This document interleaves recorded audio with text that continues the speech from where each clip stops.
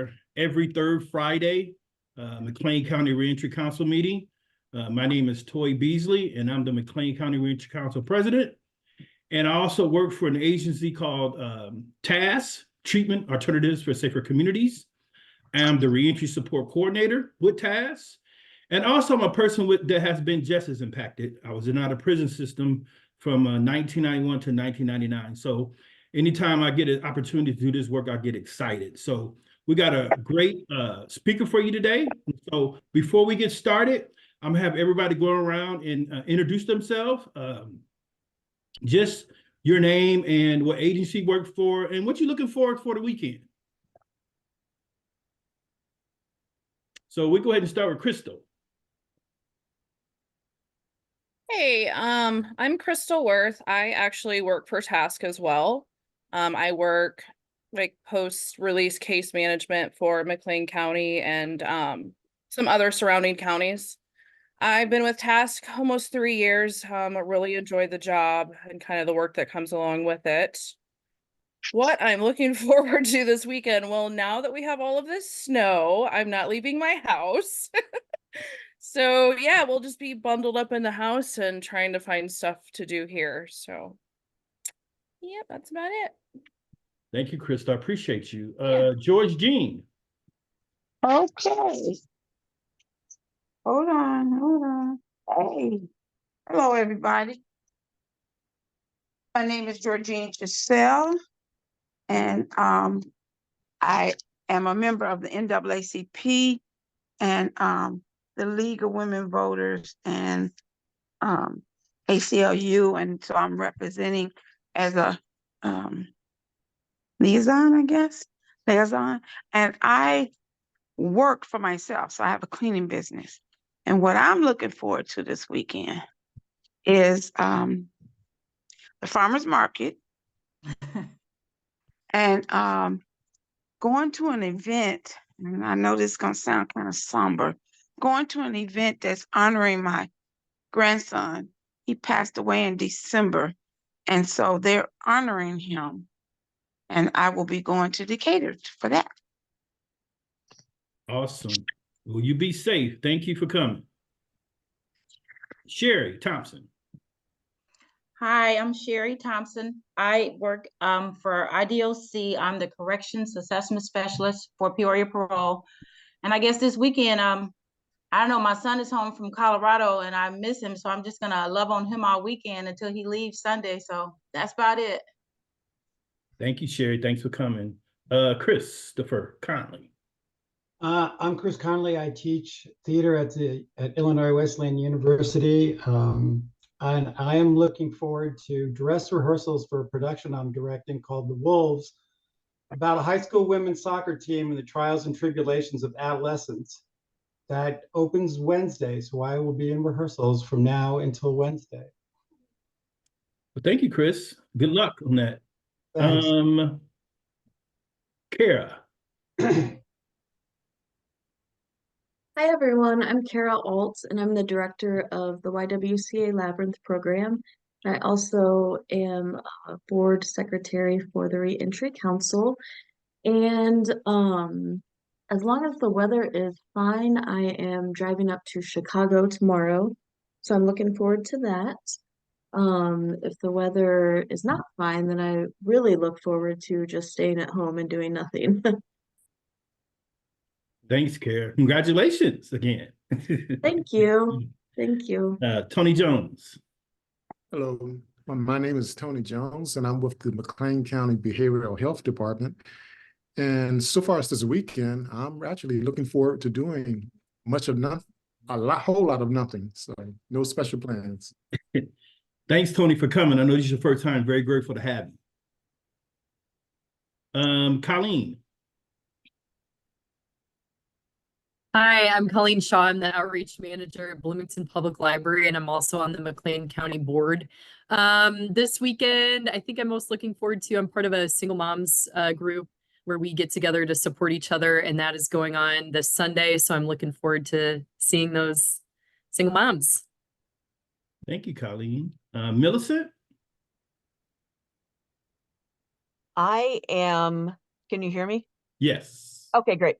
I am planning to go to Chicago and catch up with some friends and family who I have not seen since before the pandemic. So I am really looking forward to that. Great. Millicent, who you work for and what you do? I work for Department of Corrections. Sorry. I had some technical difficulties and didn't get logged in until just now. I work for Department of Corrections, and I'm what they call a clinical assessment specialist. So what we do is we reach out to parolees and we identify resources that they need, and then we connect them with the resources. And we also do in-reach webinars where we set up, sort of similar to this, we set up groups of presenters to talk about the services to people before they release. And those will be like agencies that are located in the area where these people will go to. Thank you so much, Millicent. Great to have you. Olivia. Hi guys, I'm Olivia. I'm a sociology major at Illinois State. And this weekend, my boyfriend is coming down to visit me for Valentine's Day, so that'll be fun. All right. Have fun. Thank you. Tommy Johnson.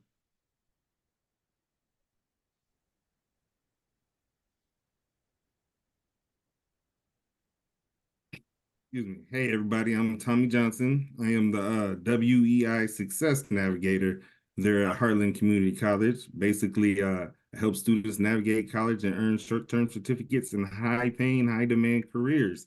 I'm also the Black Student Union Advisor, and I would hate not to mention that we'll have Toy Beasley at Heartland Community College February 26th from 2:30 to 3:30, 2:30 to 4. In the ACEC building. I will send information out on that as well. Like, you know, we'll have flyers and stuff for all the information. But yeah, I want to put a shout out to that too as well. And also Tony Jones, man, he's a former WEI colleague, and I'm excited to see him here too. Thanks, Tom. I'm looking forward to the 26th. Let's go with Langston. Hey guys, my name is Langston Pates. I'm also, formerly incarcerated, justice-involved individual here in McLean County who re-entered back into this community. I'm now a business owner and an entrepreneur and a real estate investor. And I heard we were talking about money on a Friday. I love to talk about money on a Friday. I'm also a board member of the McLean County Reentry Council. Financial literacy is one of my favorite topics, and I'm looking forward. My son has a big wrestling tournament tomorrow, so I think I'm a little more nervous than he is. Thanks, Langston. Michelle? I'm Michelle Coe from the Bloomington Public Library. I do outreach with the library and then also drive the bookmobile. I am on the board for the Reentry Council, and this weekend, I will be going out to meet the bookmobile. So if you want to see me, I'll be out at Eagle Crest East from 12 to 1. And then also I have a great small group at my church, and we meet on Sunday, and I'm looking forward to eating and getting together and praying with those people. Awesome, Michelle. Thank you. Let's go with Christina. Hi, everybody. I'm Christina Preston Beard, faculty at Heartland Community College in Criminal Justice and Psychology, and getting their up-and-coming internship program running. Weekend, it's going to sound bad. I live over near Champaign. I spend a lot of hours in the car coming to Bloomington every day. I'm not leaving my house. I may not get dressed, and I don't care. Thank you. Melissa Odell. Hi, everyone. I'm Melissa Odell, Executive Director of Defy Ventures Illinois. I plan to probably have a fairly calm weekend, although I promised my daughter a yes day. So if any parents have seen that movie, it means you have to say yes. But I've put a lot of parameters around it. So it might just mean some sweets for breakfast. Thank you, Melissa. It's nice to have you. Welcome back. Let's go with Kevin. Hi, everyone. I'm Kevin McCall. I'm the Director of Behavioral Health Coordination for the McLean County government. This weekend, I'm excited for the extra day I get off on Monday for President's Day, being a part of a government entity. Probably more for a morbid reason because it'll allow me to catch up on work. Please, no one comment on work-life balance. It's just one weekend. We're really gonna push down on it. February has been a very busy month for us, and so I'm actually really excited to have that extra day to still be a little lazy, get some of that work done. More than anything, I'm happy to be here and be a part of Reentry Council. Really want to collaborate with the people in this room and assist folks on reentry as much as possible in 2024. For those of you that aren't familiar with our mental health action plan, that's something that's explicitly written out in there for us to support, and something that we really want to make more of a concerted effort for here this year and in the near future. So thanks to Toy for inviting me, Michelle as well. We have Tony and Marita in here. I'll have to take off a little bit early for another meeting, but they're going to keep me up to date. And thanks again for everything. Thanks, Kevin. Marita? Hi there. I hope, yes, looks like my mic is working. My name is Marita Landreth. I'm the new Assistant Director for McLean County Behavioral Health Coordination, so I replaced Sarah Stalter. I am also currently doubling as the nurse for the FUSE program as well. So we are looking for an RN or an LPN to fill that particular shoe of mine. And this weekend, I am looking forward to hanging out with my dog after anesthesia on Monday because it's a lot of fun. He's a husky and he makes a lot of funny noises. Awesome. Thank you for coming. Appreciate it. Ursula? Hello, everybody. I'm Ursula Lorcher, and I am the career coach for Goodwill here in Bloomington Normal. What I am looking forward to this weekend is the arrival of my new great grandson. And he is, well, they are in Texas. So hopefully he will be arriving, if not today, by Monday. So I'm looking forward to that. Thank you. Congratulations. Thank you. Trudy. Hi, my name is Trudy Robinson, and I am the lead facilitator for the YW Strive program. And I am looking forward to a day of Sabbath this weekend, just resting and preparing for next week. Thank you. Appreciate you coming. Juanita? Hello, I'm Juanita, and I'm a case manager at Labyrinth House and on the McLean County Reentry Board. I'm looking forward to the Black History Project event tomorrow at the museum, the History Museum here. Thank you. Thank you, Juanita. And Shelly. Hi, everyone. My name is Shelly Crary, and I am a reentry coordinator for Oxford House. This weekend, I am looking forward to spending time with my fiance's family. Awesome, awesome. Did I get everybody? I know I got one more left, and I'm going to introduce her. Oh, I got a guest on the phone. If someone's on the phone, you want to introduce yourself? Yeah, this is Amber Rowley. I'm with IDOC PRG District 3 out of the Decatur Parole Office.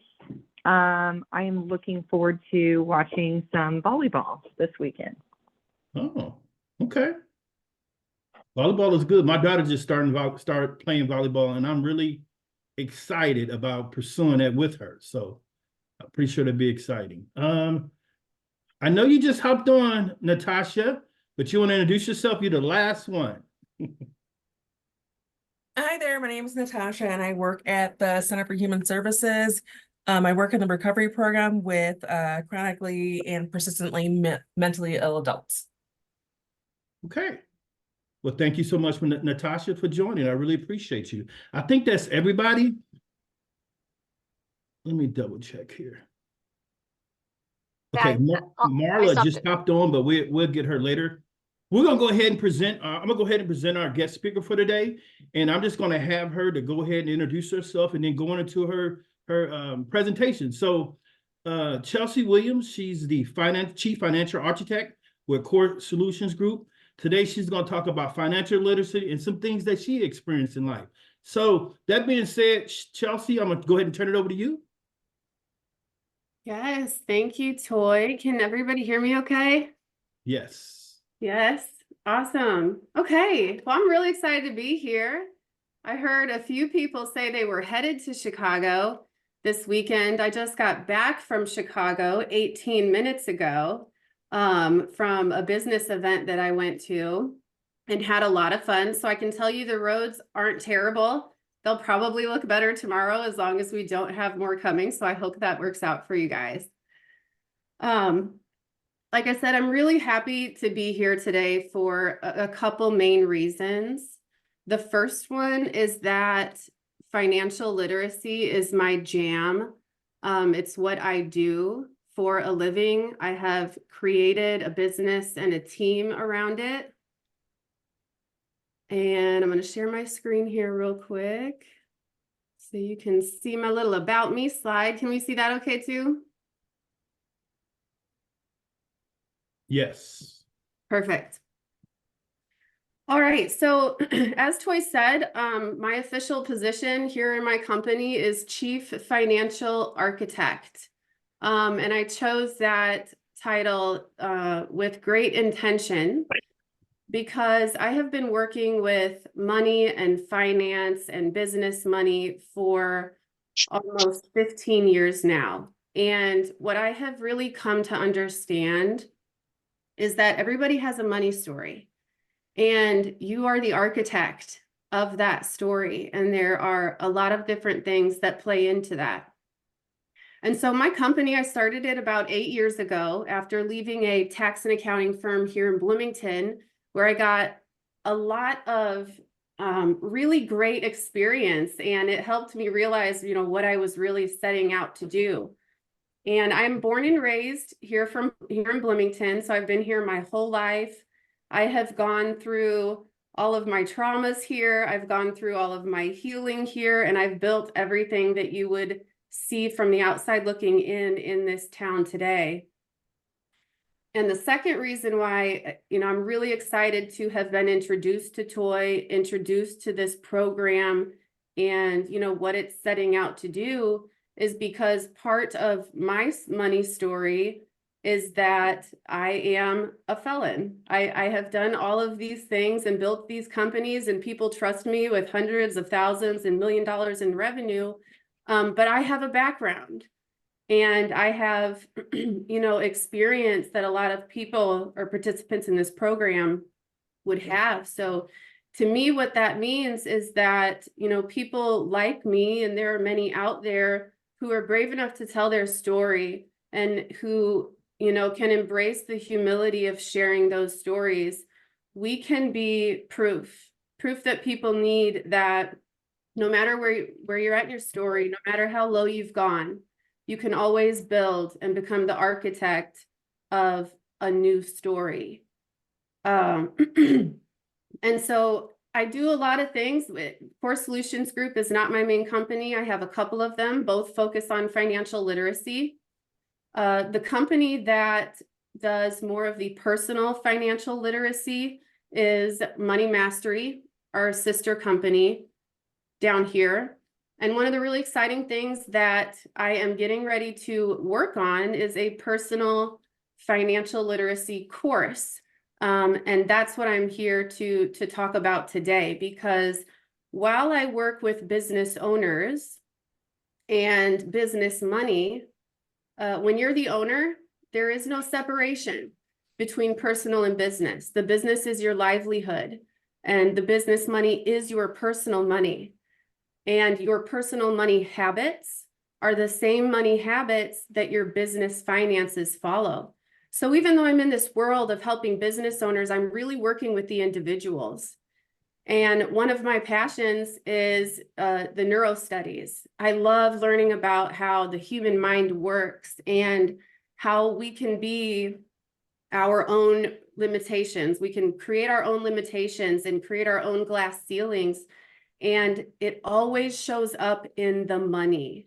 Everything always shows up in the money. The money is like the projection of the story that we tell ourselves and we act out in real life.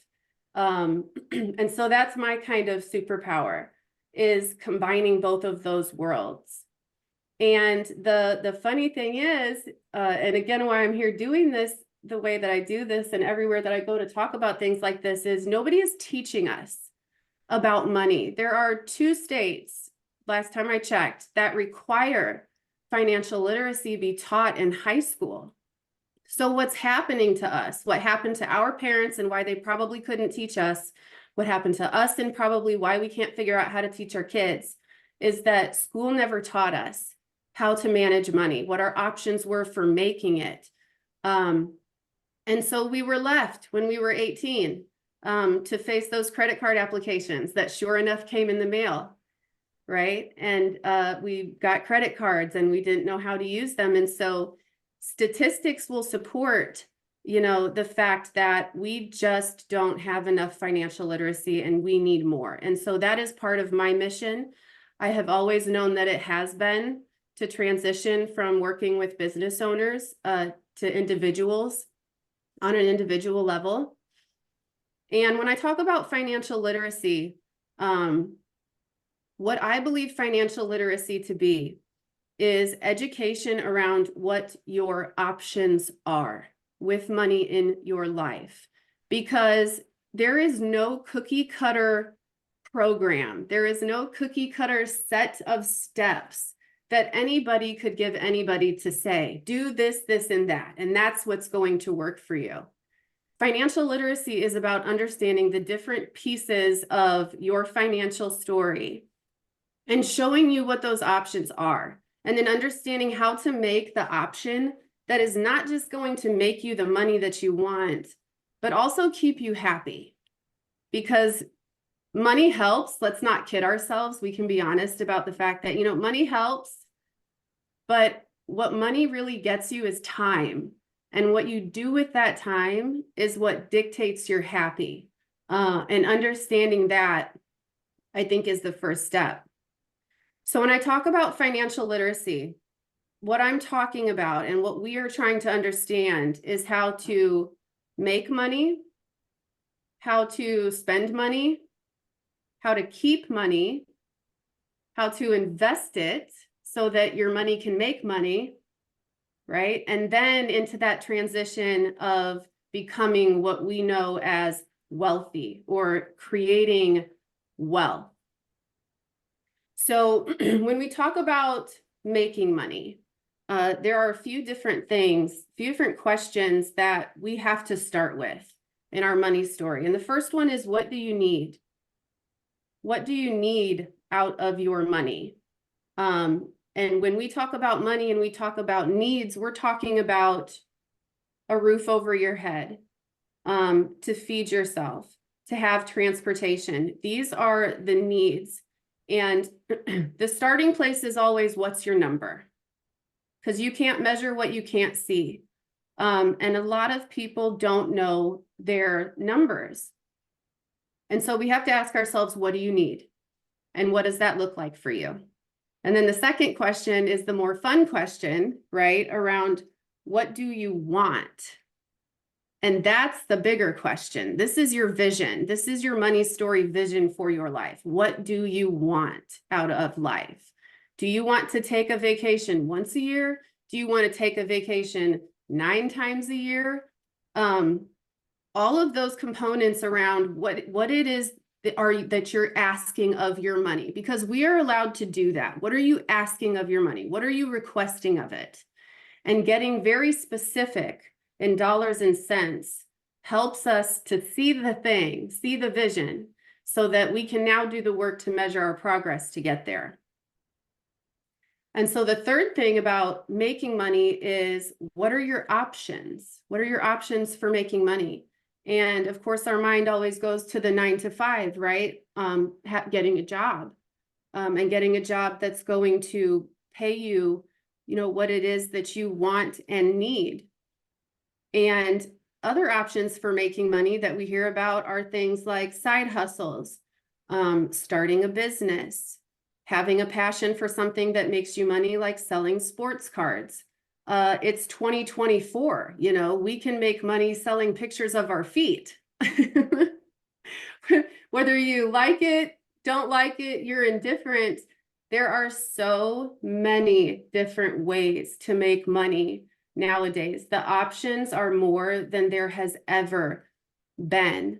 And so again, really understanding that we have options, people have options. People coming out of situations where they have been incarcerated face very specific hurdles when it comes to making money. What they need, a place to live, a place to stay. We have laws that are making it very difficult for them to do so, which can be incredibly discouraging, and create huge hurdles. You know, coming out of a situation like that and having a record tends to get you in positions where some people aren't even making enough money to be able to cover the needs, let alone start to think about the wants. And the psychology behind all of this and making money is that, you know, money is energy. There's a reason why financial terms reflect water, cash flow, liquid assets. Money is energy and it flows with our energy. And when we talk about making money, a lot of the mental energy around it is limiting. It's that I've done these things and I am not worthy of going out. I don't have the right to ask to be able to make that much money or to expect that much money.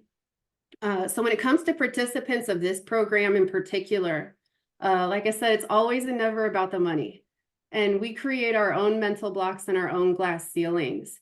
And so opening up the mind and trying to help coach people to shift their perspective and to see proof in other people, not just myself. I know there's other people in this room that have created success despite having a history that includes incarceration. And so seeing us and knowing what their options are and seeing the steps to get there is going to be huge for them. So then we get into the spend money part of financial literacy. And this is the biggest pain point. This is the biggest struggle, and not just for, you know, people coming out of incarceration. I work with people who are making fantastic money, and they have the same struggles and the same blocks as someone making minimum wage when it comes to spending money. Because not only are there a ton of ways to make money nowadays, it's even easier to spend it. Amazon, right? Like, enough said.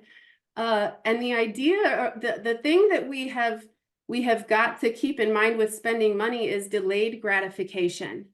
And it's not what we're taught. In fact, we're taught and put in positions to exercise the opposite, to exercise instant gratification. When we graduate high school and we get that credit card application, what are we doing? We don't have to have the money. We can just swipe it now and worry about it later. And it gives us this false sense of, I can do these things and I can spend this money and I don't have to worry about it right now. Right? And then what happens over time is that it becomes a habit. Habits are stored in the subconscious part of the brain. This is the part of the brain that we don't even have to give effort to. How hard is it for you to scroll on Amazon, put 3 things in your cart, justify it, and hit checkout? Like, perfect example, right? So the thing to understand when it comes to spending money is that we are only ever buying a feeling when we spend. Even if it is your mortgage or your rent, you are purchasing a sense of security. And so one of my favorite exercises to do with people is to use this app that I love, Rocket Money. It's my favorite finance budgeting tool. The reason it's my favorite, it works really well, but the reason it's my favorite is because it will point out all of your recurring subscriptions and it will cancel them for you, and it will help you lower your bills. And subscriptions are another way that we see people justifying all of these subscriptions, because alone they're not that much, but they pile up very quickly. And so What I love to do with people and what's most eye-opening for people is we will download all of their transactions onto Rocket Money, and we will look and categorize their spending for a year, 6 months to a year. And once we have the listing of where all their money went, because that's the biggest question people have, like, yeah, I know I made money, but it also went somewhere and I have no clue where it went. I just don't know, right? And so what this does is it shows us, here is where your money went. And what I ask people to consider when they look at their spending over the past 6 months to a year, what feelings were you after when you spent that money that you probably shouldn't have? Because feelings are what drive our spending. This is why women are responsible for 80% of consumer spending.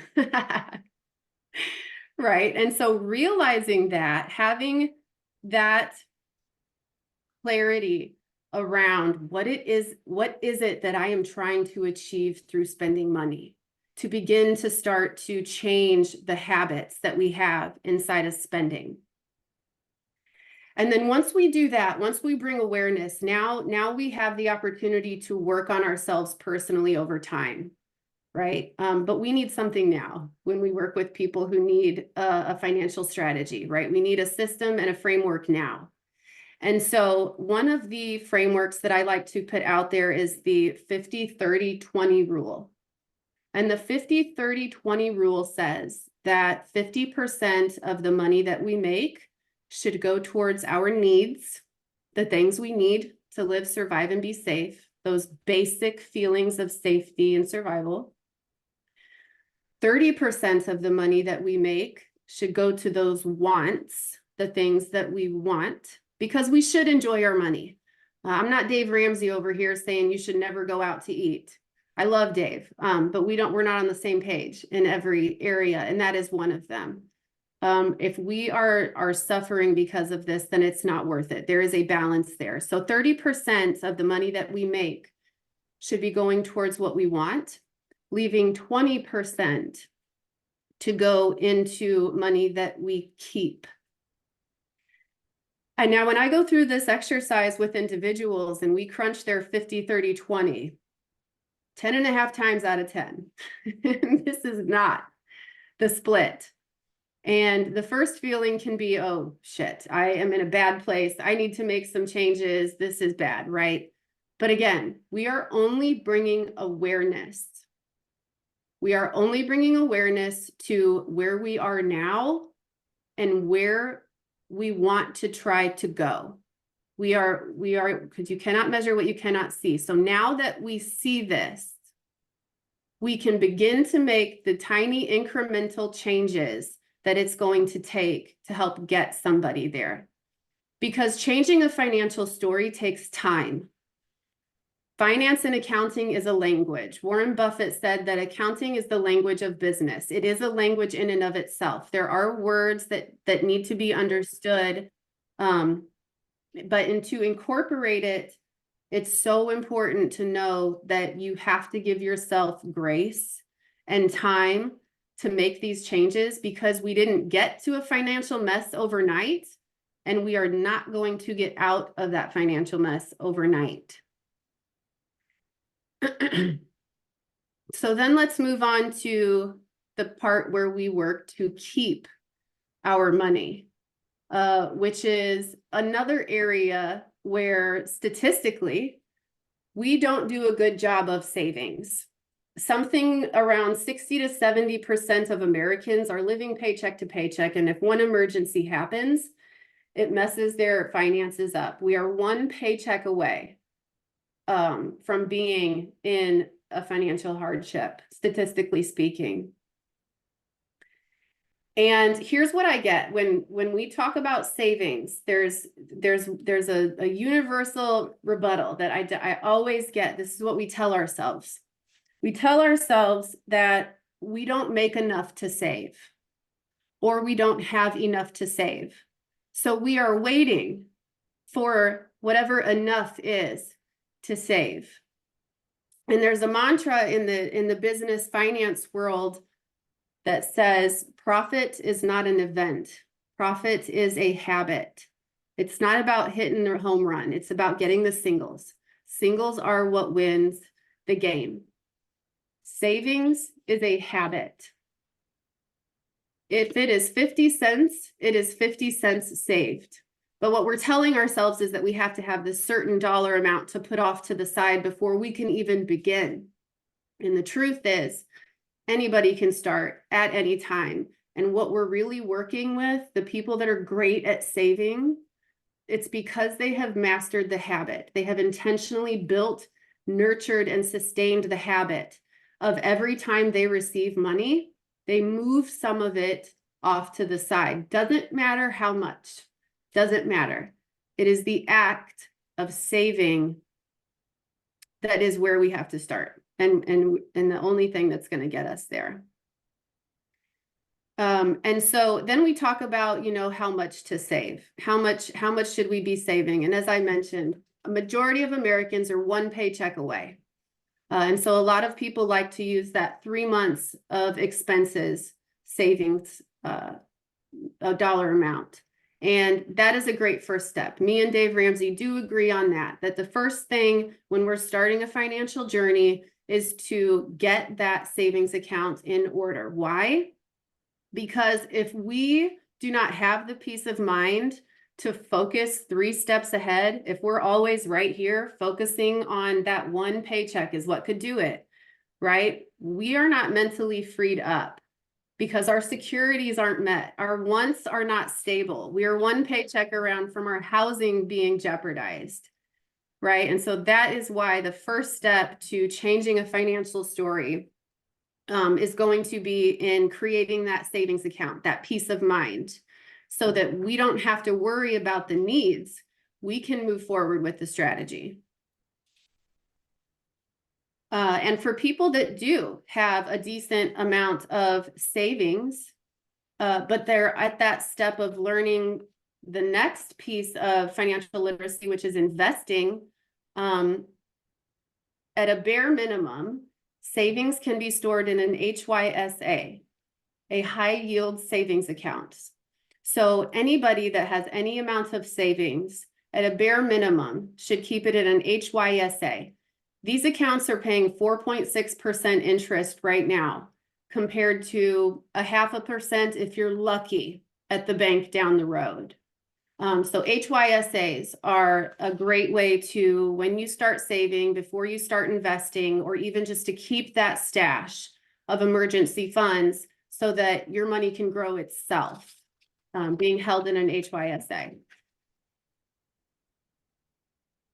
So then once we have the savings, now we can start to talk about investing, right? And investing is a beast in and of itself. I am not an investment advisor strategist. That's what I call a different key financial player on your team.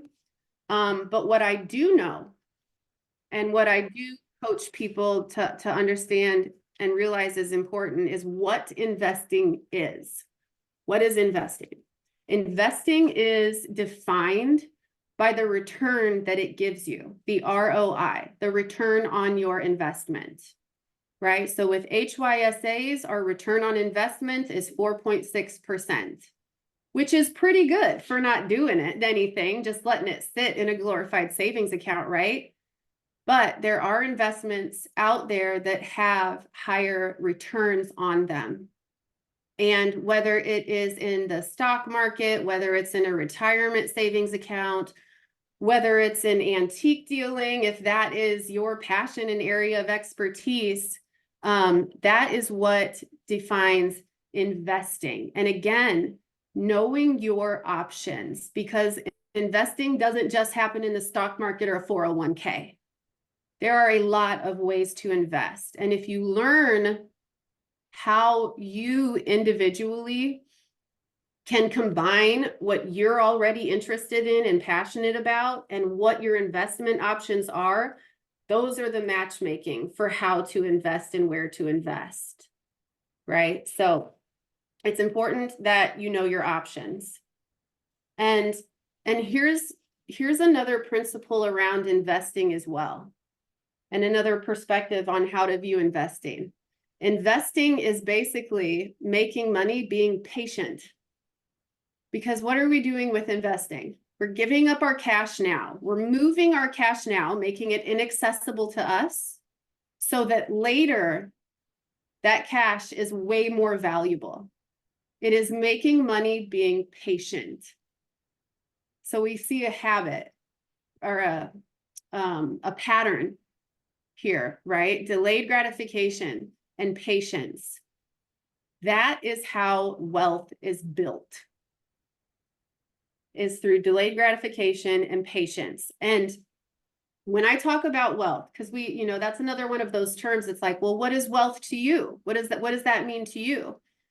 So when I talk about wealth, what I'm really talking about is financial freedom. Wealth to me is not a number. Wealth is a lifestyle. And this goes back to knowing your numbers. What are your numbers? What do you need in order to live the life that you want to live and spend your time the way that you want to spend it? Because for one person, that could mean retiring with $3 million. For another person, it could mean I need $50 million in a trust, right? That number is different. If you want, if you're like, I'm a money person, but I also don't really care about money and big flashy things, and that's fine. And there's nothing wrong with liking big flashy things either. I a smaller house because I have 2 kids and I like to hear where they're at all the time. I don't want a big house. I don't want to clean a big house. I could, but I don't want any of that. And so for me, financial freedom has a different number than somebody who is after the mansion and the Maserati and wants to travel. And again, there's nothing wrong. That's a mental block, right? If you're telling yourself nobody needs that much money, why do you need all of that stuff? That's greedy. These are all of the things that we have been conditioned to think, right? There is nothing wrong with wanting what you want. And so even when we talk about topics like generational wealth, because I have a lot of people that like to talk about that, and they, they have come from nothing and they know what it feels like to have nothing. And so they have these goals of, I want generational wealth. I don't want my kids to ever have to feel the things. And generational wealth can be created and squandered in one generation. That's all it takes. To build generational wealth that lasts, the Rockefellers, the way that the Rockefellers are able to maintain their wealth is because they're not just passing down money. They have put systems and legalities in place to keep those people from squandering it in a generation. And the thing that they are also handing down are the habits, the mental, the how to keep it part of that wealth. And there's a book called what's it called? It's by Jim Collins, and it's actually Rich Kids is what it's called, Rich Kids. And in this book, they created this chart based on a study that they did over the span of 7 years. And in this study, what they did is they observed the habits of people that we would consider rich and people considered to live in poverty. And what they found is that it is always and never about the money. We were studying people who had a result of being rich and wealthy, but the habits that contributed to the monetary wealth that they had accumulated aren't all having to do with money. And this is why when I work with business owners or individuals, when it comes to their financial strategies and how to change their money story, it is more about the mental. It is more about the beliefs and where those beliefs came from. Because if we understand habits, what we understand is that it starts with that belief. And everybody's beliefs come from our imprint phase in life. Your imprint phase is from ages 0 to about 7. During this time, we are a sponge. We don't have the level of thinking to be able to logically think through things. All we are doing is taking in and absorbing before we solidify and then project these things out into the world. And so some helpful things to think about are, what were your experiences with money growing up as a kid? What were you told? What did you see? For me, when I was a kid, I saw and took from my parents that you had to sacrifice almost all of your time in order to get money. My mom is and always has been a kick-ass salesperson. She's incredibly successful. I got so many wonderful traits from her and learned so many things that contribute to what I do today from her. But that required that she was gone a lot. And my dad was the same. He was a trucker for 14 years. And the only time I really remember with him was at 4 in the morning before his shift when he woke me up for oatmeal. And actually, we're local. Some of you might know Zesky Septic Cleaning. That's my dad. He's also a huge source of inspiration for me and everything that I do today. But growing up, I didn't see much of him. And I was a daddy's girl, so that hit hard, right? And so for me, I was taught that you had to sacrifice your mental, your physical, and hustle and grind, and the balance was not there in order to make money. So during this imprint period, while we are absorbing what will be over 50% of our core beliefs and values in life, this is where we see things go back to. But again, the first step is raising awareness. And once we see where we came up with these beliefs that are fueling our habits, because beliefs fuel habits, right? That awareness gives us the opportunity to then start intentionally working towards changing those. And these are all of the things and all of the components that are going to be incorporated into my personal financial literacy course, which is currently underway. And this is the program that, you know, I'm really excited to bring to this organization and partner with, and hopefully together. And especially I've attended a couple of these meetings, and I know that there are people in this room that a program like this, explaining the options, that there are plugs and connections between this group that would make this thing very impactful. So that's what I got. Thank you so much, Chelsea. I appreciate you so much. Does anybody have any questions for Chelsea? I have a couple, but does anybody else have a couple of questions they want to ask Chelsea regarding, you know, financial literacy, her upcoming course, or anything general that you want to ask her, that maybe you have a client out there that may need some assistance?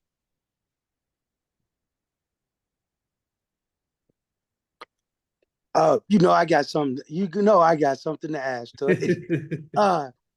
So I'm sitting here with everything that I'm hearing. I love it, and I've practiced it. And Chelsea and I have been able to talk before.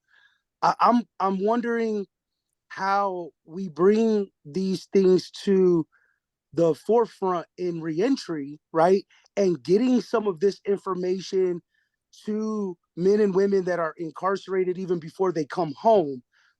Because I know what it's like to be in prison and have no money on your books, you know, to have no money and to go into prison with no financial literacy. I saw guys who would get money from their family and they would spend it all. The first week, they'd spend it all. And then I saw guys who would get, you know, $50 a month, maybe from a grandma, and they would make it last. They would budget it. They would get the things they needed. They would carry some money over to the next week. They were kind of mentally preparing themselves to have a budget and, you know, kind of manage this $50 that they have. And I believe those are the men and women that maybe have a better chance at learning these things and practicing better once they get a chance to work for and earn and handle real money. Some people are re-entering back into the community. They haven't touched money in a long time, whether electronically or physical cash. They can't even think of things at Walmart to buy. They start to think of the commissary list when they come home and think of things that they need. They've been shopping off of a commissary list with very little money for a long time.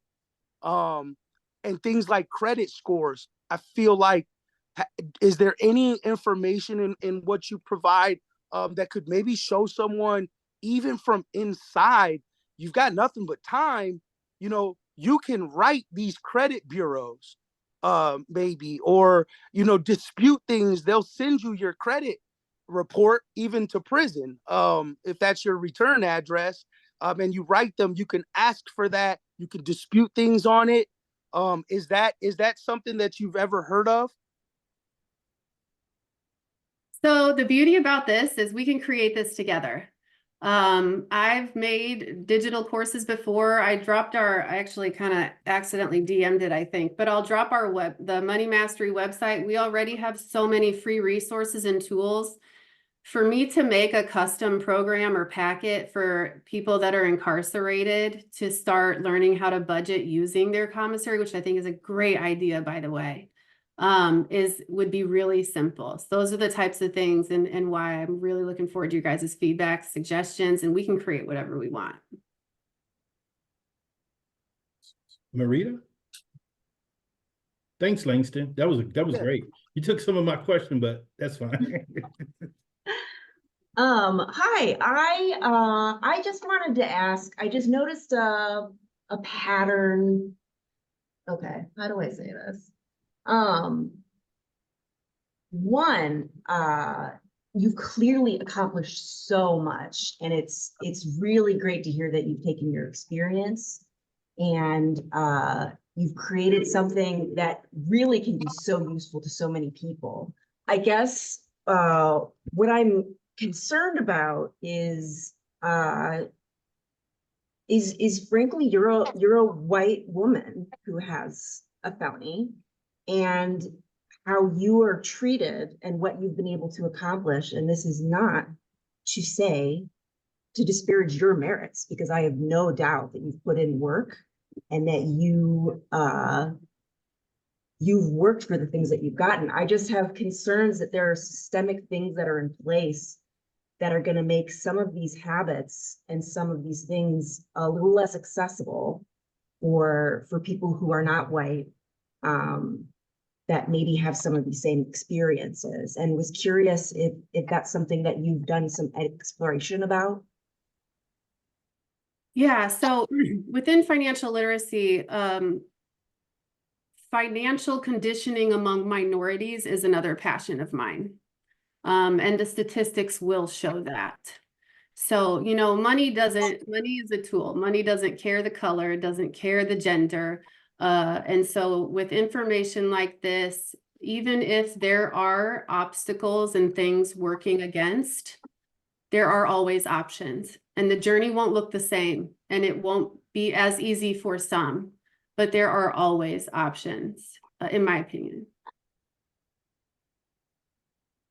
Great question, Maria. Thank you. Anyone else?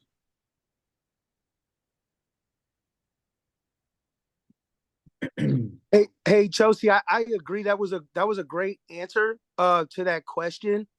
I just want to piggyback, because the question was kind of geared towards, the minority perspective of that. I am also a minority business owner in this community, who only 4 years ago, was on parole and lived in my mother's basement. And you're right, there's options. And as soon as I found out that there were options, that I could recreate myself, I could, start businesses and LLCs and things that weren't ever meant for people like myself to even be able to take advantage of. That now laws allow us to take advantage of. I sought those options out, and they are there. So I with a very similar program to what Chelsea is talking about, went from a $13 an hour job as a felon to, you know, paying myself 6 figures a year owning real estate. What Chelsea is saying is very real. Habits. One of the first things I did was Google what do people whose net worth over $1 million, what are their habits? The first one was they're up before 5 a.m. every day. You know, they're awake before the sun comes up. I started doing that, you know. So there are options. And Chelsea, you're very correct. I thank you for everything that you shared with us today. Thank you. And not only that, Langston, Chelsea, I think that people are locked up. Most people, I say 90% of the people are locked up because of money in some shape, form, or fashion. Either they were selling drugs to get money, or they was trying to pursue money to use drugs, or whatever it is. And I think that, you know, the reason why I brought Kelsey on today to talk about financial literacy is because not only do we need to get educated, but we need to help our clients get educated and refer them to the prospective places on how to deal with money. I truly believe that if our individuals, whether they're getting out of prison, jail, just facing life struggles, if they begin to find out what money is and how to utilize money, that not only will help them in the long run, but will help reduce recidivism. If I know how to budget my money. So that was one of my questions, Lance, is I like the idea of creating some packets together to send inside the McLean County Jail or send inside the prisons to get these guys and girls to start thinking about how to spend their money, how to save their money. And I truly believe that once they come home, they will, not all, but some, they begin to have a different look on what money is. Because like I said, a lot of us grew up, a lot of the people that grew up never had money, never learned how to utilize money. So now that they may get out and get a job, they may learn how to utilize money if they have some type of structure to help them follow money. So that is good. I like that. Anyone else? I would just say, Chelsea, if you can help us to know what systems you think would be beneficial for the Reentry Council to have, you know, in our hands.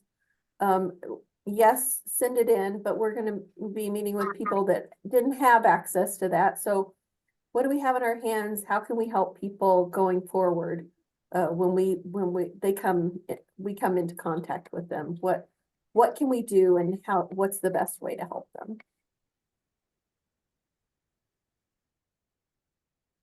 Yeah, I think again, building out something custom, and if that looks like a packet, I too love the idea of starting it with, you know, people that are already in there, but even for people that are out, it's the same thing. And I do have a framework for personal finance to follow, and I can put something together in a way that it can be delivered through the organization. And it's very systematic. It's very do X, Y, and Z, and here's how to manage that. That I could provide. Thank you. And as Chelsea provides, we will send out to all the other organizations that are a part of us, because, you know, that's why we meet every month, to find out information to help reduce recidivism in our community. So yes, we will, as Chelsea sent it in, we will send information out to help the people that we work with on a daily basis. Any other questions? Well, thank you, Kelsey. I really appreciate you coming on.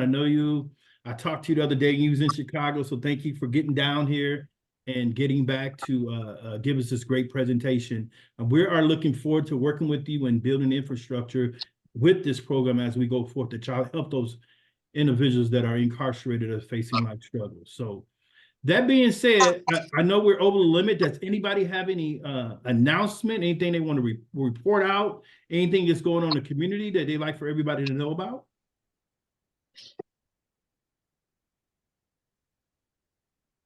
Okay. Well, thank you guys. I appreciate you. We'll see you back here next month. Have a blessed day. Bye, guys. Thank you.